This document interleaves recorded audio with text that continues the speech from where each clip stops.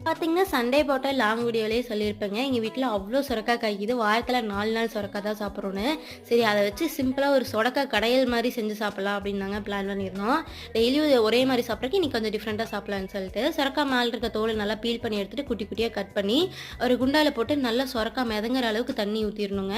அதுக்கப்புறம் சொரக்கா நல்லா வெந்துரும். அடுப்ப ஆஃப் பண்ணிட்டு நம்ம வந்து தாளிச்சுக்கலாம். அது கொஞ்சம் வந்து 2 டேபிள் ஸ்பூன் எண்ணெய் ஊத்தி கடுகு பொரிஞ்சதுக்கப்புறம் 1 டீஸ்பூன் சீரகத்த இந்த மாரி நெரிச்சு உள்ள போட்டுக்கிறேங்க.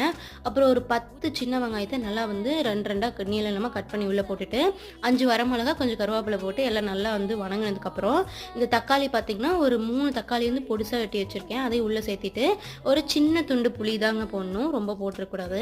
எல்லாத்தையும் போட்டு நல்லா வணங்குனதுக்கப்புறம், இந்த சொரக்காய வேக வச்சிருக்கோம் இல்லைங்களா, அந்த தண்ணிய வடிக்காம அப்படியே ஊத்திக்கணும். அதுக்கப்புறம் தேவையான அளவுக்கு உப்பு போட்டு நல்லா வந்து கொதிக்க விட்டுருங்க. சூப்பரா அதுக்கப்புறம் கடைஞ்சு எடுத்தீங்கன்னா, சொரக்கா கடையல் ரெடி ஆயிருச்சு. இது தோசை, இட்லி அப்புறம் வந்து சாப்பாட்டுக்கும் சூப்பரா இருக்குங்க.